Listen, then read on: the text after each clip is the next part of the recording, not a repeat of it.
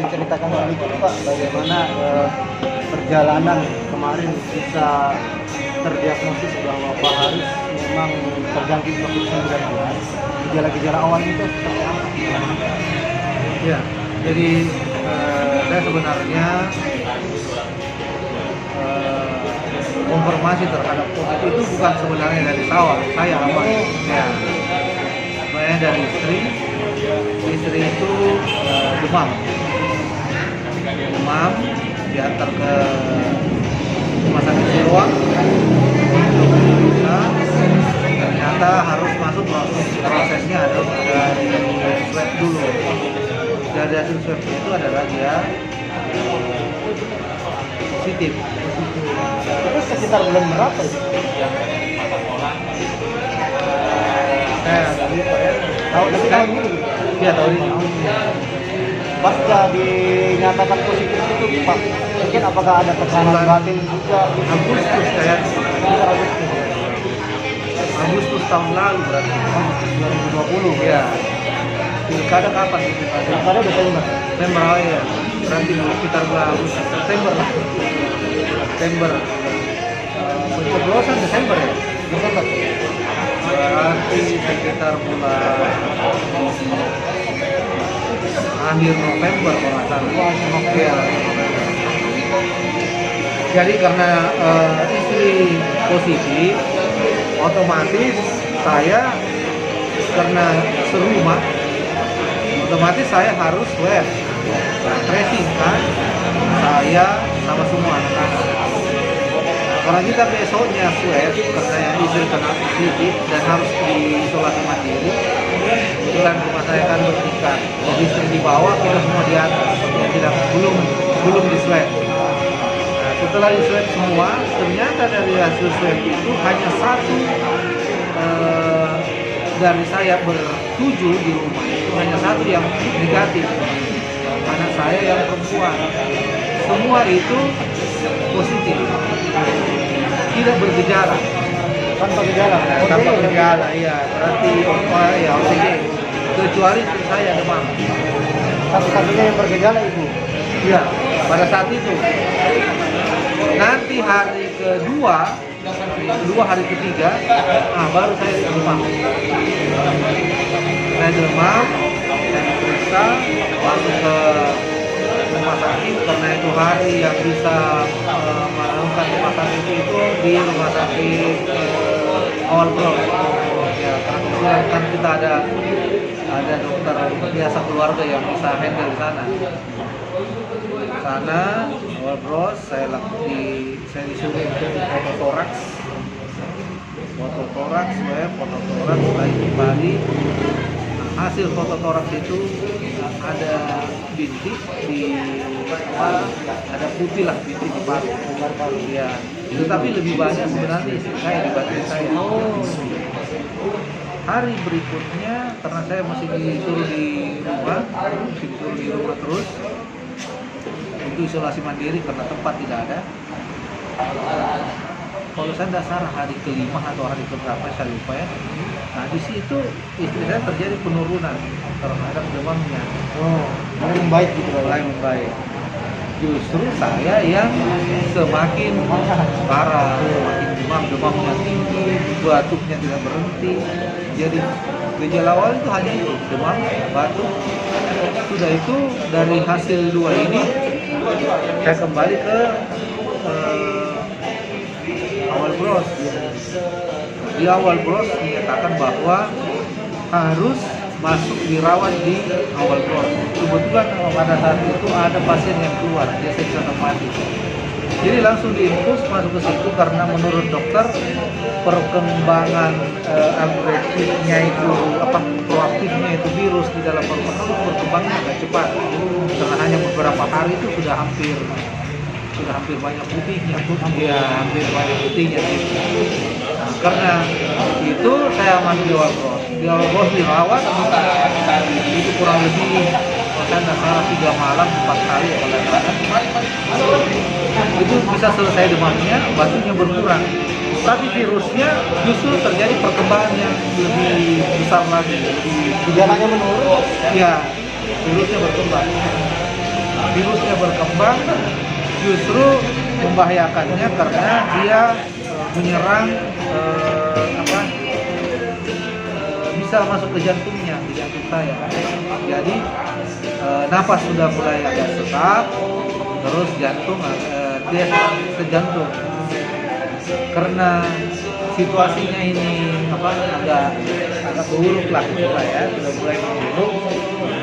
Makanya hari saya disarankan untuk pindah ke rumah sakit yang kelengkapannya lebih bisa. Untuk ICU, karena ICU di Awal Bros tidak seperti yang di tempat injection center ya. Itu saya disarankan untuk ke Wahidi. Setelah diurus di Wahidi, kebetulan ada satu tempat tidur. Besoknya itu saya dibawa ke ICU di Wahidi. Pas masuk di Wahidi, ya semua kelengkapan berkaitan dengan paru apa itu saya sudah dipersiapkan. Sampai sana sudah mulai pasang oksigen karena saya sudah tidak bisa lagi turun, sudah mulai setengah mati. Kalau bergerak itu setengah mati, banyak bicara itu sudah setengah mati. Jadi kalau saya berbicara itu sama capeknya. Kalau pokoknya saya lari berapa kilo yang setengah mati semua nah itu begitu. Itu hanya berbicara, apalagi kalau mau ke kamar mandi kan. Tapi itu waktu di Awal Bros, karena saya sudah mulai diserang jantung, jadi saya sudah mulai disuntik terhadap yang untuk jantung itu, supaya baik itu untuk pengentalan darah ataupun untuk supaya daya tahan di organ yang lain itu bisa tetap bertahan terhadap ya sudah masuk di situ di Wahidi. Di Wahidi tim yang ada tim dibuat untuk itu sesuai oleh dokter paru ibu itu hari ini tidak namanya. Nah sudah itu bukan semakin baik, tapi masih tetap makin memburuk. Ya, masih memburuk. Makanya saya dibosan dengan segala macam suntikan dan segala macamnya. Suntikan di perut juga itu sudah berapa kali, bukan hanya satu kali seperti di Awal Bros, sudah berapa kali.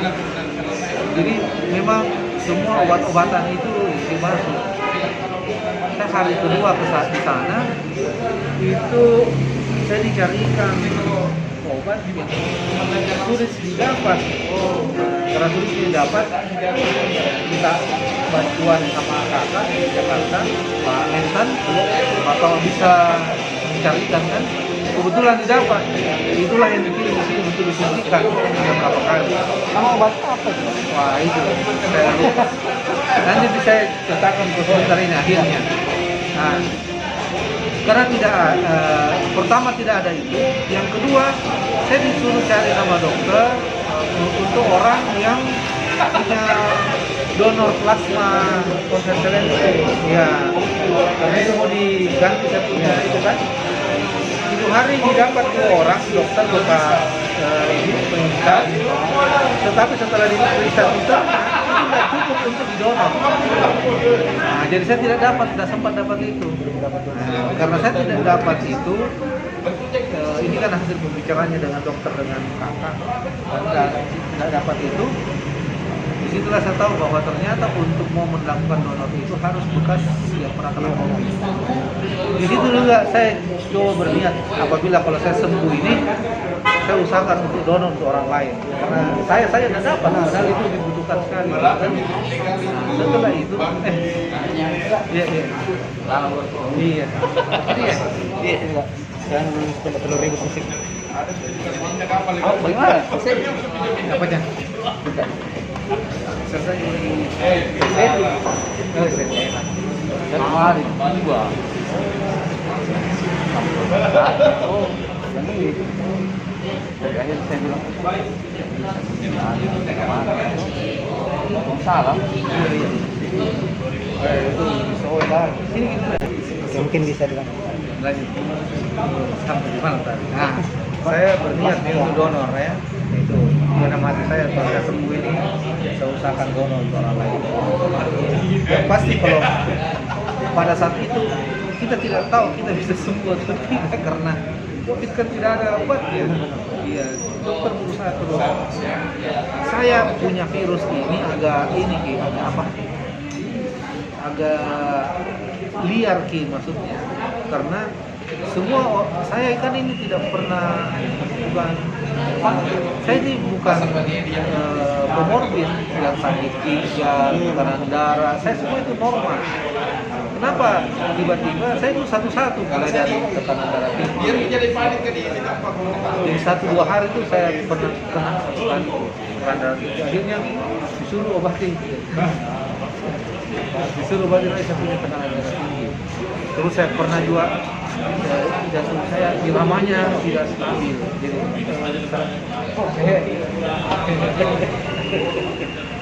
sekarang jantung saya lagi diperbaiki. Terus saya tidak bisa makan sama sekali, sehingga itu juga diperbaiki oleh ahli gizi. Saya tidak bisa tidur, gelisah, diperbaiki oleh psikiater juga. Jadi makanya tidur. Katanya bersamaan. Iya, ini COVID begitu, jadi ya ganti-ganti. Jadi kalau dia tidak bisa tembus di ginjal, saya juga dinyatakan bahwa ini bapak ada ini saudara penyakit gula. Padahal saya tidak pernah penyakit gula. Tidak ada riwayat. Tidak ada. Jadi dia menyerang gitu saja ke ginjal. Nah, itu lagi diperbaiki. Jadi semua ini virus yang coba masuk ke sepunya organ itu langsung diproteksi supaya tidak saya tekan. Nah, lama di ICU, mulai ada perkembangan baik semuanya itu. Sudah itu perkembangan yang baik itu setelah saya berapa lama di sana, saya lupa juga. Terus karena saya sudah tidak bisa diturun karena sudah sangat berbahaya, saya nafas walaupun hanya jalan ke kamar mandi, padahal kamar mandi jaraknya dekat sekali, ya, hanya berapa meter kan, tapi tidak bisa diturun naik apa segala macam. Akhirnya saya dikateter, jadi kencing apa semua di tempat tidur. Jadi pertama itu di tempat-tempat namanya di pos tidur. Nah, setelah itu sudah tidak bisa lagi di situ, harus di kateter, jadi harus kencing langsung. Sudah dari situ lama-lama perkembangannya agak membaik, tapi masih ada virusnya, tapi mulai melemah. Walaupun yang tidak bisa berhenti itu adalah irama jantung sama pembekuan darah, jadi terus diobati. Terus hari terakhir saya di ICU itu pertama yang kabarin itu saya bisa nyaman lagi adalah suster datang setelah di swab saya di hari, saya lupa hari 5 hari berapa. Sebelumnya itu masih positif. Akhirnya saya tidak pusing dengan itu, mau positif mau negatif, penting bisa sembuh. Terakhir waktu itu, itu suster datang rame-rame, senang sekali dia karena saya dinyatakan negatif. Ya, tapi dia bilang bersabar saja Pak, karena di sini prosedurnya harus 2 kali negatif baru bisa keluar. Dia bilang Bapak diswab lagi besok untuk memastikan. Besoknya saya tunggu, di swab lagi, hasilnya negatif lagi. Dari hasil negatif ini saya ditanya sama dokter, apakah mau di ICU atau mau pindah? Saya bilang harus pindah, karena saya sendiri di dalam. Saya sendiri, jadi memang yang kita ketemu memang kan suster sama perawat itu yang pakaian itu, asmat. Iya, asmat. Dan itu, aduh tidak nyaman sekali sebenarnya. Tidak nyaman karena kita ajak ngobrol, dia juga setengah mati, kita harus kasihan sama dia karena kalau dia ngobrol ini bukan berumur ya setengah mati dia. Jadi dia paling tidak sehelo sudah itu kita ditinggalkan sendiri. Jadi pokoknya tidak nyaman, agak mengerikan kalau mau dibilang itu mengerikan karena kita sendiri. Nah, saya merasa ada juga diberi semangat, artinya termotivasi itu ketika kakak saya, Pak Mentan itu sempat datang dulu pakai asmat pada malam itu dia datang.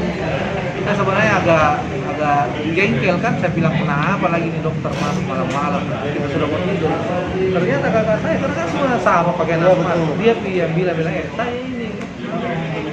Nah baru. Nah itu yang bikin agak semangat. Semangat. Iya, memberi semangat karena bayangkan ini yang kita temui, ini perawat saya belum tentu mau temui kita, terus tiba-tiba ada keluar dia mau berani masuk kan, berani masuk mengunjungi, itu memberi semangat. Nah, hasil dari itu saya negatif, saya dipindahkan, ditransferkan ke Palem di belakang. Ada tempatnya isolasi mandiri di belakang yang semua negatif tapi OTG. Nah, jadi saya dipindahkan di situ untuk tempat transit menuju ke tempat yang perawatan biasa. Nah, di situ itu syaratnya saya tidak bisa keluar karena semua di lingkungan saya kan positif, sedangkan saya kan sudah dinyatakan negatif. Di situ lagi saya di swab.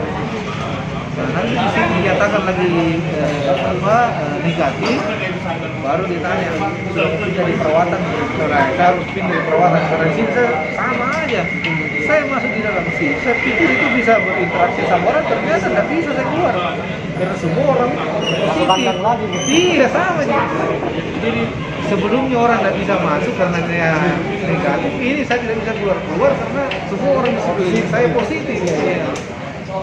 Udahlah setelah itu saya pindahin, saya sebenarnya sudah mau pulang tapi ketua tim dokter saya itu bilang nggak boleh karena bapak ini rating untuk pembekuan darahnya masih tinggi, harus dilakukan injeksi, tidak bisa dengan cara minum, harus injeksi. Jadi saya menunggu 3-4 hari itu hari di ruang perawatan lagi di PCP apa namanya Jawa Hidup. Sudah itu di situ ya disuntik apa segala macam, masih pakai pasang itu. Nanti selesai di situ sudah agak sehat, waktunya dia sudah turun sampai dengan di bawah 30, sudah 20 berapa, sudah bisa mampu dengan obat, bukan lagi injeksi, baru saya diperkenankan untuk pulang. Itu pun pulang juga, saya tidak langsung ke rumah, saya transit ke tempatnya kakak di apartemen, karena kan di lingkungan rumah kan kompleks. Dan orang di sekitar tetangga itu kan tahu bahwa kita ini positif semua. Iya, jadi kita tidak enak, kita yang merasa tidak enak kepada tetangga kan nanti dibilang ini, walaupun sebenarnya saya sudah negatif. Iya, tapi kan tidak enak sama tetangga, pasti dia merasa risih kan. Kurangnya jadi saya itu 1 bulan di di apartemen itu sampai dengan bulan Februari lebih. Jadi mulai Januari sampai Februari lebih karena saya juga keluar itu kurus. Berarti Pak Haris di rumah sakit lebih sebulan ya? Gimana? Enggak sih, 2 mingguan lebih. Ya. 2 mingguan. Jadi saya justru lama itu di memperbaiki kembali sebelum kondisi. Karena pemulihan. Iya. Biar berdiri saya agak susah. Berdiri terlalu lama itu susah karena apa? Ya seperti mau jatuh. Jadi waktu di apartemen sudah ada keluarga? Sudah sama semua, sudah ikut semua karena kan sudah negatif semua kan. Nah, cuman saya harus banyak makan karena kurus sekali kan, karena nggak bisa makan. Saya sudah untung itu kalau yang makan siang buat saya itu sudah luar biasa. Jadi makanan yang dikonsumsi waktu itu ada memang saran dari dokter atau ya ada kan dokter gizi yang ngatur itu ya, dokter gizi yang ngatur kayak itu hari sempat saya punya kalium terlalu tinggi dilarang makan buah. Jadi ya harus begitu.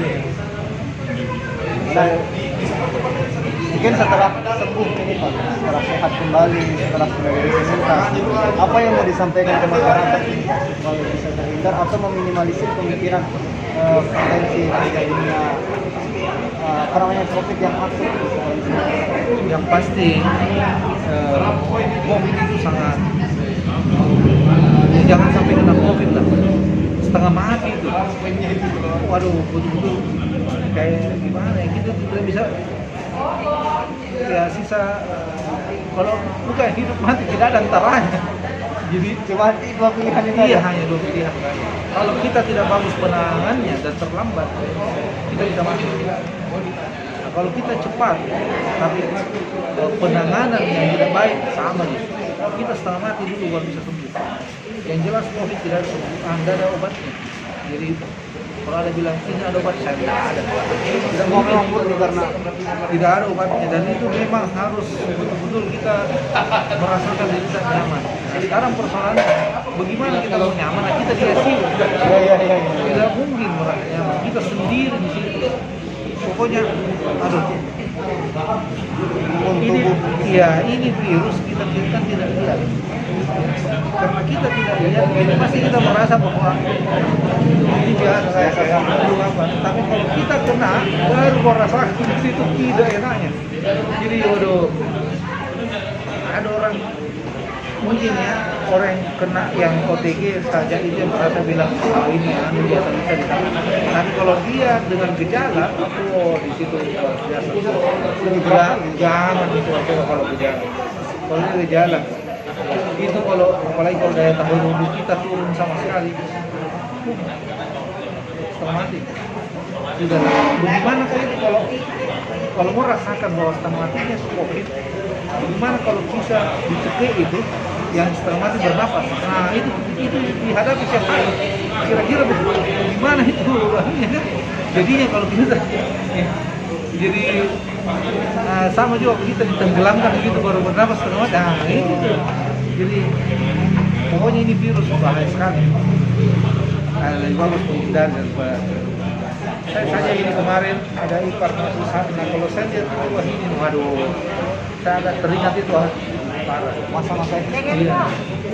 Terus yang berikutnya, kalau sudah sembuh jangan berharap bahwa kita itu kalau sudah OTG semua nggak mungkin, masih ada potensi. bukan juga pasti itu kita rasakan hal-hal yang tidak baik. Contohnya ini yang saya sama bilang yang tadi selalu kita tanya, kita pasti agak pelupa itu. Jadi memori kita terganggu itu.